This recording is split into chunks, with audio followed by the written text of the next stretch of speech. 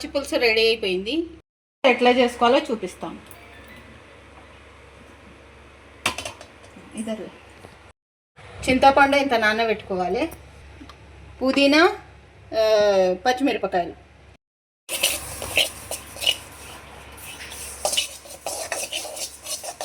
ఇవి తీసి పెట్టుకున్నాను. నువ్వులు వేపుకొని పెట్టుకున్నాను. ఆయిల్ వేస్తున్నాను 2 స్పూన్లు చాలు. పుదీనా, పచ్చిమిరపకాయలు వేపుకోవాలి.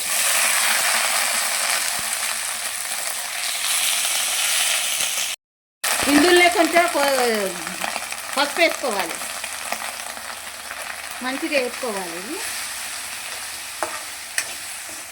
ఫ్రై అయినాక చూపిస్తా.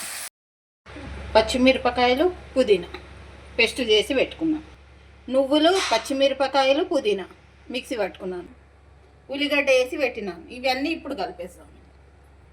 ఇది చింతపండు పులుసు. ఇందులోనే ఇవి ఉల్లిగడ్డ కట్ చేసి వేసేసాను.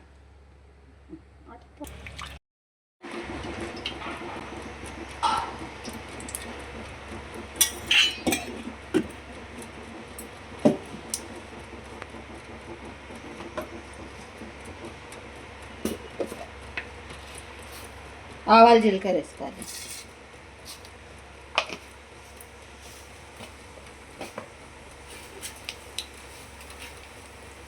పచ్చిమిరపకాయలు, ఎండిమిరపకాయలు,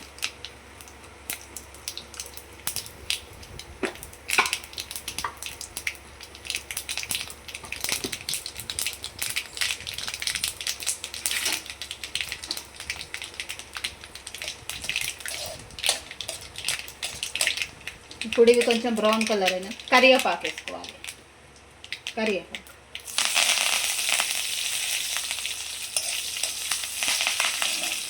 వేసుకున్నాను.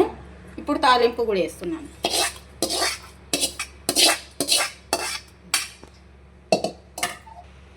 పచ్చి పులుసు రెడీ అయిపోయింది. ఈ వీడియో నచ్చితే లైక్ చేయండి, షేర్ చేయండి, సబ్స్క్రైబ్ చేసుకోండి.